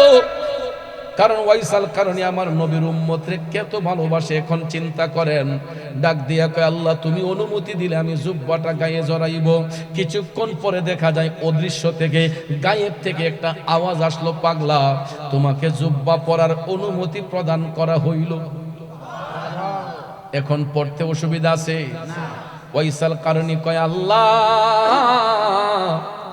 তুমি অনুমতি দিয়েছো, কিন্তু আমি পাগলা সিজদাও উঠাইব না, এই জুব্বাও পরব না। এ পাগল, তুই অনুমতি চাইলে জুব্বা পরার জন্য তোকে দেওয়া হলো, এখন অনুমতি পাইয়া বলো জুব্বা পরবি না কেন রে পাগলা? জুব্বা পরবি না কেন? ওয়াইসাল কারণে সিজদার মধ্যেই পইরা আছে, ডাক দিয়া কয় আল্লাহ আমি একা কেমনে এই জুব্বাটা আমার গায়ের মধ্যে জড়াই? এই জুব্বা পাওয়ার জন্য তোমার হাবিব নবী মুস্তাফার কত উম্মতরা দেওয়ানা ছিল, তাদেরকে বাদ দিয়া আমি কেমনে একা জুব্বাটা আমার গায়ের মধ্যে জড়াই? হে আল্লাহ, তবে আমি জুব্বা পড়তে পারি একটা শর্তে, যদি তুমি তোমার হাবিব নবী মুস্তাফার গুনাহগার উম্মতের গুনাহ মাফ করো। ওরে প্রেম সেল মারিল কলিজায় ওয়াসকুরুনি পাগলাই, প্রেম সেল মারিল কলিজায়, সর্বঙ্গে বিষে দৌড়ে ঔষধে না কারি করে, আরে দেখলো কত ডাক্তার রোজায় ওয়াসকুরুনি পাগলাই, প্রেম সেল মারিল কলিজায়। কষ্ট হচ্ছে আমার বাবাজিরা। ওয়াইসাল কারণে আমার আল্লাহরে ডাক দিয়ে কয় আল্লাহ জুব্বা পড়তে পারবো যদি তুমি তোমার হাবিব নবী মুস্তাফার গুনাহগার উম্মতের গুনাহ মাফ করো। আমার আল্লাহ চিন্তা করলেন আসলে তো পাগলা আমার হাবিবের উম্মতরে ভালোবাসে। তখন আল্লাহ তাআলা গায়েব থেকে আওয়াজ পাঠাইলেন, পাগলা যা, এত অনয় বিনয় করে যেহেতু বলছস, যা তোর উসিলায় আমি আমার হাবিব নবী মুস্তাফার কয়েক হাজার উম্মতের গুনাহ মাফ করলাম। অস্করণী পাগলা কয় বাকিরা দোষ করছে কি? কয়েক হাজার মাফ করলে বাকিরা দোষ করছে কি? সিজদাও উঠাইব না, জুব্বাও পরব না, যদি হাবিব নবী মুস্তাফার গুনাহগার উম্মতের গুনাহ মাফ না করো। এখন দ্বিতীয় উত্তরে আল্লাহ তাআলা খবর পাঠাইলো, পাগলা রে, আমার হাবিবের দেওয়া জুব্বা মুবারকে যতগুলা সুতা আছে, সুতার উপরে যতগুলা লোমের আঁশ রয়েছে, এর চাইতে ৩-৪ গুণ বেশি ক্ষমা করে দিলাম। অস্করণী কয় তাও মানি না। সুবহানাল্লাহ কর নাম। প্রেম কি ধন লোকে বলে, চিনে না কুলের ছেলে, যদি তারে কেহ না শিখায়। মালিক তুই আমারে প্রেম শিখায়া কোন দোষে যাবে সারিয়া, আরে প্রেম ফাঁসি লটকায়া গলায় ওয়াসকুরুনি পাগলায়, প্রেম সেল মারিল কলিজায়। এ বন্ধুরা আমার বাবাজিরা, পাগলা কয় যতক্ষণ তোমার হাবিব নবী মুস্তাফার সমস্ত উম্মতের গুনাহ মাফ না করবা, আমি পাগলা সিজদা উঠাইব না, জুব্বাও গায়ে জড়াইব না। বন্ধুরে, ১ নম্বর ডাকের উত্তর আসলো, দ্বিতীয় ডাকের উত্তর আসলো, ৩ নম্বর ডাকে দিয়া যখন সিজদার মধ্যে পড়ে আছে, 2 জন যে অপেক্ষা করতেছেন মনে আসেনি? হযরত ওমর কয় কি রে, এত সময় তো লাগার কথা না, জুব্বা পড়তে এত সময় লাগে কেন? আলী চলেন তো দেখি পাগলা কি করতেছে। তারা 2 জন জঙ্গলার ভিতরে যাইয়া দেখতেছেন ওয়াইসাল কারণী সিজদার মধ্যে পইরা ঢেকরাইয়া ঢেকরাইয়া আল্লাহর দরবারে কান্না করতেছে। তখন হযরত ওমর ডাক দিলেন, পাগলা রে, এ ওয়াসকুরুনি, এখনো কি তোমার জুব্বা পরার সময় হইল না? ডাকটা দিতই ওয়াইসাল কারণী সিজদা থেকে উঠা পিছন ফিরে তাকায় কয়, হুজুর এই মুহূর্তে ডাক দেওয়া উচিত হইছে না। কিন্তু ডাক না দিয়া তো কোনো উপায় ছিল না। পাগলা ডাক দেয়া কয়, হুজুর এই মুহূর্তে ডাক দেওয়াটা ঠিক হয় নাই। উমর রাদিয়াল্লাহু তাআলা আনহু বললেন, কেন পাগলা? কয় হুজুর, আমি আমার মওলা পাকের সঙ্গে যেই প্রেমের কালেকশন ফিট করছিলাম, যদি এখন আমারে ডাক না দিতেন, পৃথিবীতে আমার দয়াল নবীর যত উম্মত আছে আমি এই সুযোগে নবীজির সমস্ত উম্মতের গুনাহ মাফ করাইয়া লইতাম। আই হাই রে পাগলা, কি কও? হ্যাঁ হুজুর, কিন্তু বাজান, আল্লাহ যদি একসাথে সবাইরে মাফ কইরা দেয়, তাইলে তার চোখের পানি দেওয়ার কোনো প্রয়োজন হয় না, ঠিক না ঠিক? আর একসাথে সবাইরে মাফ কইরা দিলে আল্লাহর তিনটা নামের জিকির বন্ধ হয়ে যাবে। একটা হলো গাফফার, একটা হলো রাহমান, একটা হলো রাহিম। যেই তিনটা নামের গুণে আল্লাহ বান্দারে রহম করে, দয়া করে, ক্ষমা করে, ঠিক কিনা কম? বান্দা গুনাহ যদি নাই করে আল্লাহ মাফ করবো কি দিয়া? এই জন্য দেখবেন যত বড় আল্লাহওয়ালা হয়, বুজুর্গ ব্যক্তি হয়, এরা দেখবেন সব সময় গুনার জন্য অনুতপ্ত হয়ে আল্লাহর কাছে কান্দে। কারণ আমার আল্লাহর কাছে সবচেয়ে বেশি পছন্দ হয় বান্দার চোখের পানি। আমার আল্লাহর কাছে সবচেয়ে বেশি দামি হলো বান্দার চোখের পানি। এই জন্য আমার নবী কামলিওয়ালা বলেছেন, হে উম্মতের দলেরা, তোমরা হাসবা কম, কানবা বেশি। হাসবা কম, কানবা বেশি। কারণ বাজান, নদীর মধ্যে ঢেউ উঠলে দেখবেন পার থেকে ঢেউটা উপভোগ করতে ভালো লাগে, লাগে না? বাসা পানির মধ্যে ঢেউ দেখলে পার থেকে উপভোগ করতে ভালো লাগে। কক্সবাজার গেলে দেখবেন সমুদ্রের ঢেউটা যখন উঠে আমরা পার থেকে দেখতে এটা খুব ভালো লাগে। আমার আল্লাহর কাছে সবচেয়ে বেশি ভালো লাগে বান্দা যখন চোখের পানি চাইরা কান্দে, ওই পানিটা আমার আল্লাহর রহমতের দরিয়ার মধ্যে পইরা ঢেউ খেলে। আল্লাহ কয়, বান্দা যখন চোখের পানি চাইরা দেয়, আমি আল্লাহ আর বরদাস্ত করতে পারি না, তখন আমার হাবিবের উসিলায় লাওয়াজাদুল্লাহ তাওয়াবার রহিমা, আমি আমার বান্দাদের তওবা কবুলকারী হইয়া যাই, তাদের উপর দয়াশীল হইয়া যাই। জুড়ে জুড়ে কন্যা সুবহানাল্লাহ। এই জন্য বুজুর্গ ব্যক্তিরা সব সময় কামতেন, গাফুরুর রহিম নাম তোমার আল্লাহু আল্লাহু আল্লাহ, রহমান রহিম নাম তোমার আল্লাহু আল্লাহু। বাজান খারাপ লাগতেছে? তিনটা নামের জিকির বন্ধ হইয়া যাইব। এই জন্য হযরতে ওমর রাদিয়াল্লাহু তাআলা আনহু ডাক যে দিয়েছেন, এই ডাকের হাকিকত হলো এইটা। তখন ভাইয়ার আমার হযরতে ওমর বললেন, পাগলা, তুমি নবীজিরে এত ভালোবাসো, নবীর উম্মতদেরকে এত ভালোবাসো, তুমি তো নবীর জামানায় ছিলা। হে ওয়াজ করুনি, একটা বার কি নবী দেখার স্বাদ তোমার অন্তরে জাগলো না? পাগলা ডাক দিয়া কই, পাগলা ডাক দিয়া কই, হুজুর, আমি না হয় একজন নবীরে নাই দেখলাম। আচ্ছা হুজুর বলেন তো, আপনারা আমার নবীরে দেখছেননি? হযরতে উমর হাইসা দিছে, আরে পাগল, দেখছি মানে? অবশ্যই দেখছি, আমরা তো আইলাম ওই নবীর কাছ থেকে।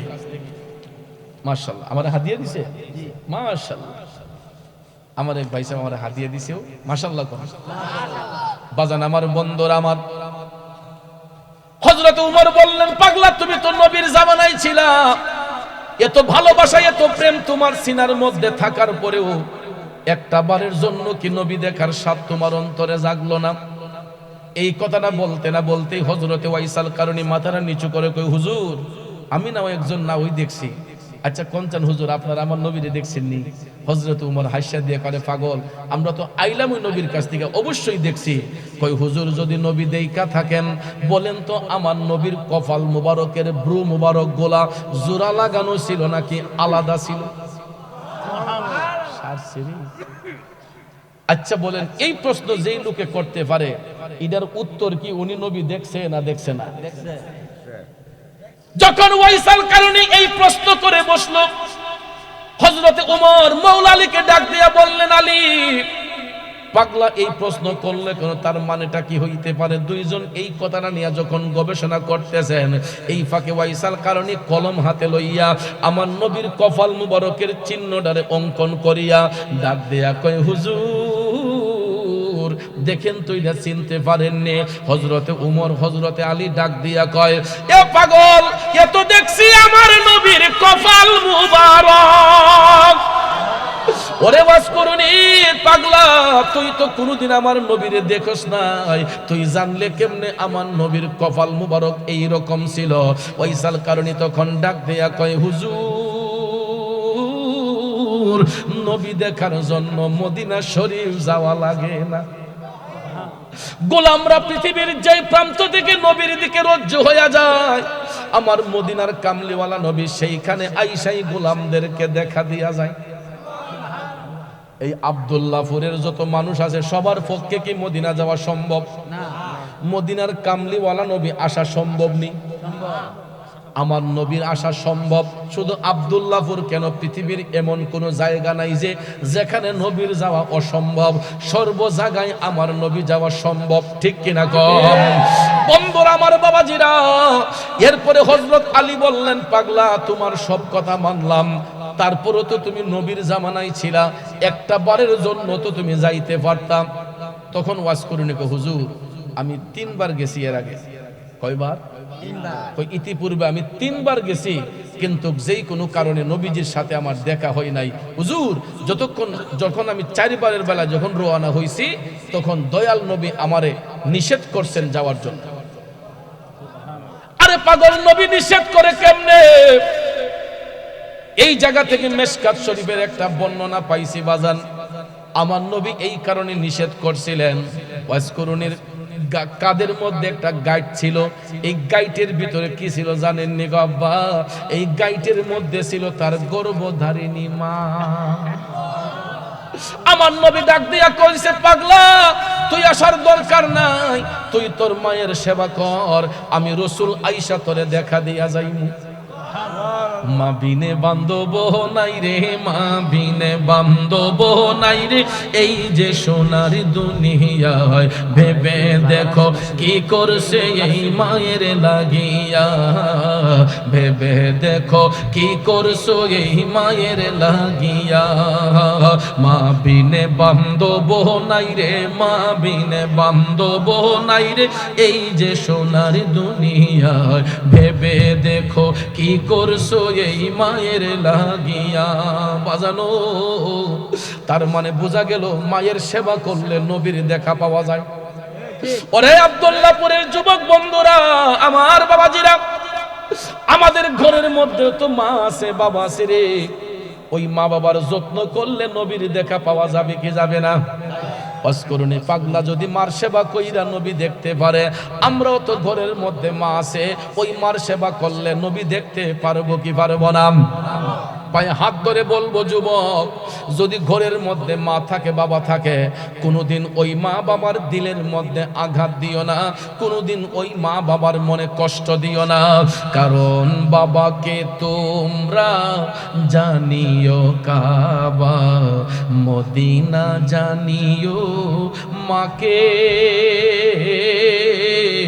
বাঁচিয়া যদি গো থাকে, ও তোমরা করিও ভাই বন্ধুগণ মাতা পিতার খেদমত, করিও নবীর উম্মত, করিও নবীর উম্মত। বন্ধুরে বন্ধু, যার ঘরে বাবা নাই সে জানে বাবার কি প্রয়োজন, যার ঘরে মা নাই সে জানে মার কি বেদন। আমি মুরাদ চৌধুরী বাবা হারায়া এখন হারে হারে টের পাইতেছি মাথার উপর থেকে কত বড় একটা ছায়া চলে গেছে। 1 বছর নয়, 2 বছর নয়, 27টা বছরের উপরে এই জবানটা দিয়া বাবা ডাক বন্ধ হয়ে গেছে। আমার বিশ্বাস আমার মতো অনেক বাবাহারা এতিম এই জান্নাতের বাগানে আছে। 27 বছরের উপরে বাবা ডাকতে পারি না। আপনাদের দোয়ার বরকতে আমাদের সম্পদের অভাব নাই, বাড়ি গাড়ির অভাব নাই, টাকা পয়সার অভাব নাই। আমরা 6টা ভাই বোন, মৃত্যুর আগের দিন পর্যন্ত আমাদের একটা অভাব, এই জবান দিয়ে আমরা বাবা ডাকতে পারি না। 27 বছর আগে বাবা হারাইলাম, যেই বয়সে বাবা হারাইছি রে, আমি আমার বাবার জানাজার নামাজটাও পড়াইতে পারি না। আমার মনে যে কত কষ্ট, বর্তমানে আমার কত মুরিদ সন্তান মারা গেলে লাশ নিয়ে ঘন্টার পর ঘন্টা আমার জন্য অপেক্ষা করে। বাংলাদেশের এক প্রান্ত থেকে আরেক প্রান্ত যদি আমার মুরিদ মারা যায়, ওসিয়ত কইরা রাখে, কয় আমার হুজুর না আইলে আমার জানাজা দিও না, আমার পিসা হুজুর না আইলে আমার কাফন দাফন কইরো না। আমি গত 2-3 সপ্তাহ আগেও নবীনগর উপজেলায় একটা জানাজার মাঠে যাইতে 20 মিনিট দেরি হইয়া গেছে, যাইয়া দেখি সমস্ত মুসল্লিরা জানাজার মাঠে আমার জন্য অপেক্ষায় পথ চাই আছে।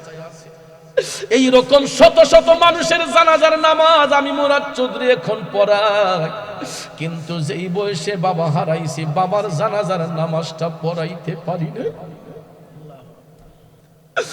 আমি আমার মারে নিয়ে সারা দেশ গর্ব করি। আমার মা এখনো রাত 1টা 2টা 3টা পর্যন্ত জায়গা থাকে। একটা দিন যদি টেলিফোন না দেই মার মনটা ছটফট করে।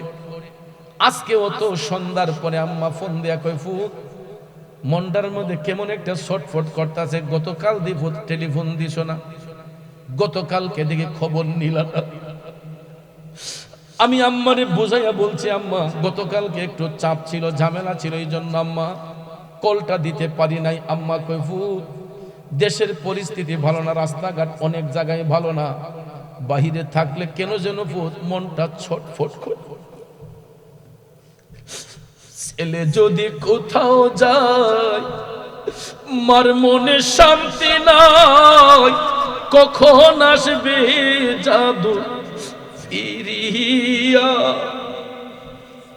বন্ধুরে, 1 রাত নয় 2 রাত নয়, আমি প্রায় রাত্রে দেখি আমার আম্মা আমার মোবাইলে রিংটোন বাজায়া কয়, ফুট এখন কই আসো? আমি ডাক দিয়া কই, আম্মা এত রাত হয়ে গেছে এখনো কি ঘুমের ঘরে যান নাই? কই, ফুট তোমরা বাহিরে থাকলে কেন যেন ফুট চোখটা বন্ধ করতে পারি না। এ আব্দুল্লাহপুরের ভাইয়েরা বাবারা, শুধু আমার মা কেন, সমাজের প্রত্যেকটা সন্তানের মা, তার বাচ্চা যদি মায়ের চোখের আড়ালে থাকে, একটা মাও ঠিক মতো খায় না, ঠিক মতো ঘুমায় না, ঠিক কিনা বলেন? ওই বাচ্চাটারে মানুষ করতে গিয়া মা বাবার যে কতটুকু পরিশ্রম হয়েছে, একমাত্র যেই বাবা সন্তান জন্ম দিয়েছে, যেই মা গর্ভে সন্তান নিয়েছে, ওই মা ওই বাবাটাই বুঝতে পারে।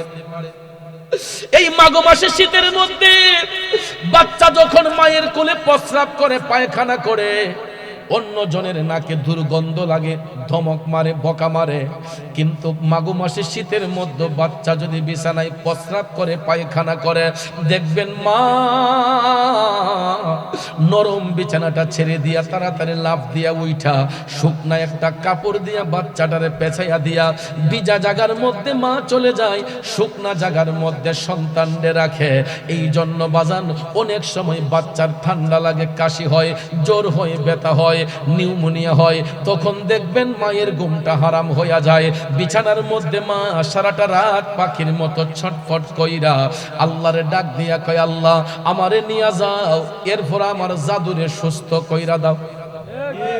হাতে পায়ে তেল মাইখা মাই দিল শক্ত করি, প্রসাব পায়খানা আমি মায়ের কোলে করি, তবু না আমার রাগ হইল, ভিজলো গুয়ে মুতে, আমারে শুকনায় রাখিয়া মাই থাকে ভিজাতে। আরে ভাই অসুখ হইলে দেখি চায়া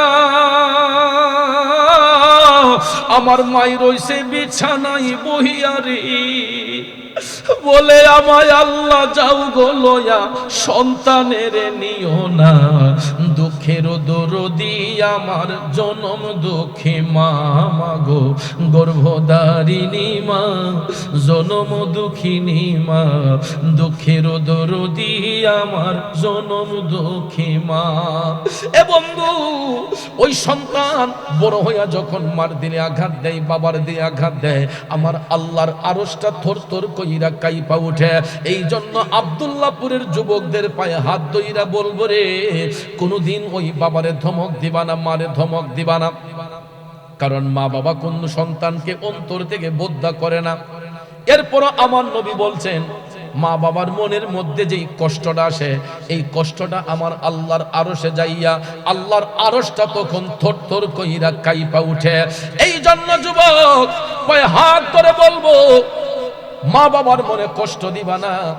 একটা কথা মনে রাখবা, পৃথিবীর সব শূন্যস্থান পূরণ করা যায়, দুইটা শূন্যস্থান কোনোদিন পূরণ করা যায় না। সব শূন্যস্থান পূরণ করা যায়, দুইটা শূন্যস্থান পূরণ করা যায় না।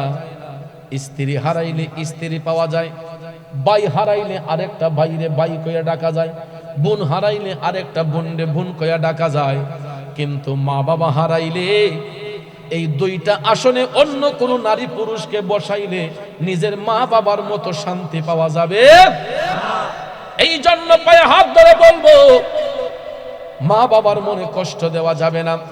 যদিও দিয়ে থাকেন, এই যে লাইলাতুল বরাত রজনীর সামনে, শবে বরাত আমাদের সামনে, এর আগেই বাবার পায়ে দইরা মাপ চাইবেন, মায়ের পায়ে দইরা মাপ চাইবেন। লজ্জা আছে? শরম আছে? যুবক ভাইরা, যদি মা বাবা গরত বাইচা থাকে, কোনো কারণে কষ্ট দিয়ে থাকেন, আজকের মাহফিল থেকে বাড়িতে যায়া বাবার পায়ে ধইরা মার পায়ে ধইরা মাপ চাইবেন যে আম্মা আব্বা মুরাদ চৌধুরী হুজুর বলছে আমরা তোমার পায়ে ধইরা মাপ চাওয়ার জন্য, তোমার পায়ে ধইরা মাপ চাইলে তোমার মনে যে তার কোনো কষ্ট না থাকে, আব্বা আমারে মাফ করে দাও। এই কথা বললে কি কোনো শরম আছে? আমি পাপী জবানে বললাম, দেখবেন আপনার বাবার দিল যতই কঠিন হোক, মার দিল যতই কঠিন হোক, বাচ্চা গিয়া যখন মা বাপের ফাও ধরে লাই যে আব্বা আমি ভুল করছি আমারে মাফ করে দেন, দেখবেন বাপে ফুতের আঞ্জাদা দইরা আউ মাউ করে কান্না শুরু করব। কারণ সন্তানের জন্য মা বাবার দিল কোনোদিন পাষাণ হয় না। আমরা সন্তানগুলা না বুঝা অনেক সময় ম্যাডামের ফান্দ হইরা বেডের লিয়ে জায়গা আখাউরা বাসা ফিরে বাড়া থাকতো, আর এই বুড়া মা বাপটিতে বাড়ির মাঝে ফালাই রাখে। কথা কোন ঠিক না? জায়গা বন বেরা বাসা করতো, বাসা বাড়ি কইরা মা বাপের রাখা যায় এই গ্রামের বাড়ির মধ্যে। অনেক সময় দেখা যায় মা বাপের দিলে কষ্ট দেওয়ার কারণে ওই ম্যাডামে স্বামীর সব টাকা পয়সা লইয়া পুট করে উদা হয়ে যায়। ছেলে এখন পয়সাওয়ালা, বাড়ি যে তার ৩-৪ তলা, সব তালাতেই ঘর আছে, মায়ের নাই রে ঘর, বিয়ের পরে বউ আপন, মা এখন পর। আসেনি এমন ম্যাডামরা? সুন্দর করে বিয়ার ১ মাস পরে ১৫ দিন পরে কয় তোমার মা বাপ নিয়ে খাওয়া আমার পক্ষে সম্ভব না। কথা কন? যেই মা বাপে তিল তিল কইরা একটা সংসারে উপরে উঠাইছে, তিল তিল কইরা মাথার গাম পায়ে ফেলে যেই বাবা যেই মা অক্লান্ত পরিশ্রম করে একটা সংসারে সাজাইছে, দেখা যায় কিছু কিছু রেডিমেড ম্যাডামরা আই মনে করে তাহারা বাবার বাড়িতে লইছে, তোমার মা বাপ নিয়ে খাওয়া আমার পক্ষে সম্ভব না। ও আমার বোন, আপনার কানে যদি আমার মেসেজ পৌঁছে থাকে, বোন রে আমি আপনার পায়ে ধইরা বলতেছি, আপনি আমার বয়সে ছোট হইল, অনুরোধ কইরা বলবো এই অভ্যাস কোনোদিন রাখবেন না। এই খাসিয়ত জন্য কোনো মা বোনদের মধ্যে না থাকে, কারণ দুনিয়াটা ধার উদ্ধারের জায়গা। আপনি যেমন কর্ম করবেন এমন কর্মের ফল আপনাকে ভোগ করতে হবে। আজকে আপনি বৌমা, কিন্তু একদিন আপনি ওই বাড়িতে শাশুড়িও হইবেন, ঠিক না ঠিক? এই জন্য বাজান, আমার বাপের কথা মাঝে মাঝে মনে হয়, আমার আব্বা আমার ইউনিয়নের একটানা 20 বছর চেয়ারম্যান ছিলেন। খুব খারাপ লোক না? একটানা 20 বছর যে বেটা চেয়ারম্যান করে, তাইলে আমার বাপ 2 বার কেউ দাঁড়ায় না, সম্মান দেয়া, ডরাইয়া না, সম্মান দিয়া সাপ যেন আছে আমরা দাঁড়াইতাম। 2 বার কেউ দাঁড়াইছই না, আবার 2 বার ইলেকশন করন লাগছে, জোর কইরা কই ইলেকশন না করলে মজা আসেনি, দুইজনে কারা করছে। 20 বছর চেয়ারম্যান, মাঝে মাঝে কিছু কথা কইলে এগুলো আমাদের নলেজে এখন আছে। তো এক শাশুড়ি বৌমার দরবার ভাঙাইতে গেছে বলে গিয়ে একটা সিল্লোক কইছে, কইতাম নি এক বিডি না কষ্ট হইব, এক বিডির 1 ফুট, ফুতেরে খুব শখ কইরা মা ফাইল্লা বড় করছে, উপযুক্ত হইছে পরে কয় আমার ফুতেরে টুকটুককে সুন্দরী দিকে একটা বিয়া করা, মানে রূপ সুন্দরী কদুর মা কি। তো কিছু কিছু রূপ সুন্দরী কদুর মা দেখবেন এরা সামরা সুন্দর আর ভিতরটা শুধু অসুন্দর, মুখে মিষ্টি অন্তরে শয়তানি, আছে না এরকম? মুখ দিয়া দেখবেন তিলে সাইলে ডাইলে সব দেলাইব, আর অন্তর দিয়ে হালে কব হর হরি মরা না কেড়ে। আসেনি মিয়া? এই বেডি কি করছে, টুকটুকে সুন্দরী দিকে। আর আমরা দেশে তো মানুষ বউ চাইতে গেলে আগে দেখে ফিগারটা লম্বা নি, চামড়াটা সুন্দর নি, জাত বিচারে না, খালি সুন্দর বিচারে। আসলে এরকম কালো মেয়েরে বানাইছে কে? শ্যামবর্ণরে বানাইছে কে? ফর্সাডারে বানাইছে কে? যেই বিদে কালো কালো বিদায় কি তার বিয়ে শাদী হইতো না? ভাইয়ার আমার, মানুষের রূপ দিয়া যাচাই করতে নাই, গুণ দিয়া যাচাই করতে হয়। কারণ মানুষে কয় না গ্রামের ভাষায় যে জাতের মেয়ে কালো বলো নদীর জল গুলাও। বিয়া শাদী করাইলে আগে বংশটা দেখবেন, মায়ের বাপের বাড়িটা কই দেখবেন, ওই মেয়ের নানার বাড়িটা কোন জায়গায় দেখবেন, নার দীক্ষা বংশওয়ালা দীক্ষা হোক না গরিব, এরপরও একটা ভালো জাতের মেয়ে আনবেন। আর রূপ সুন্দরী আনলে ইতার মুখ মিষ্টি তাহে, অন্তরে শয়তানি তাহে। কথা কোন ঠিক কিনা? তো এই বেডি রূপ সুন্দরী বিচারছে আল্লাহ।